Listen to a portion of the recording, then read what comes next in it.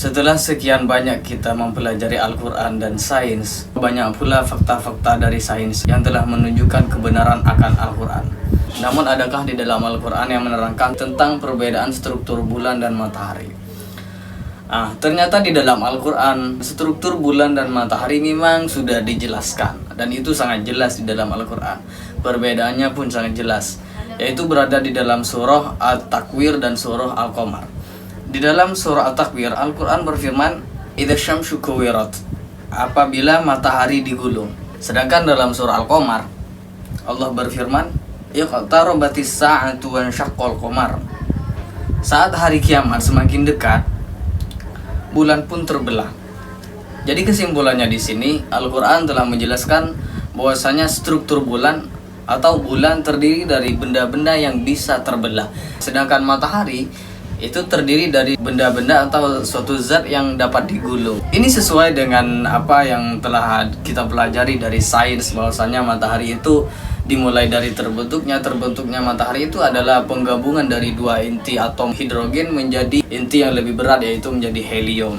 Itu adalah suatu yang sama dengan digulung, yaitu disatukan, digulung. Kemudian dari aktivitas matahari seperti lidah matahari, kemudian dari bintik matahari dan sebagainya, itu menandakan bahwa matahari sesuai dengan digulung. Bisa kita lihat dari matahari ketika mengeluarkan lidah apinya, itu menyemburkan lalu naik ke atas, kemudian kembali lagi ke bawah karena terjadi konveksi, perbedaan panas di dalam matahari dan di bagian luarnya.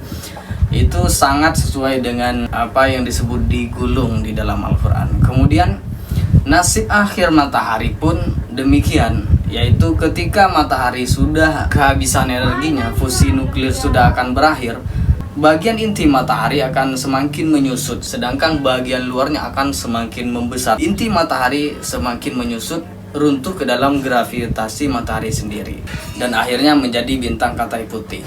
Sedangkan struktur bulan, kita ketahui struktur bulan adalah terdiri dari bahan bebatuan seperti nikel, besi, logam dan sebagainya. Itu menunjukkan bahwa bulan dapat dibelah. Di dalam ayat di sini kata insyaqqa itu artinya terbelah atau pecah-pecah.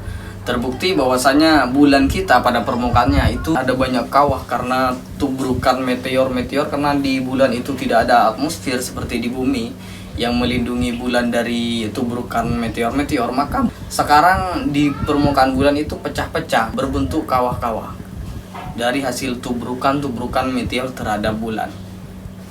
Nasib akhir bulan pun demikian. Ketika matahari sudah menjadi Katai Putih, karena bulan termasuk benda-benda yang kecil, maka suatu saat bulan itu akan terkoyak. Demikian pula asteroid, benda-benda kecil lainnya, satelit-satelit dari planet lain itu akan terkoyak atau akan terbelah, terpotong-potong menjadi kepingan, bahkan akan hancur menjadi debu yang akan mengitari Katai Putih tersebut, atau akan mengitari matahari yang sudah bernasib menjadi Katai Putih itu.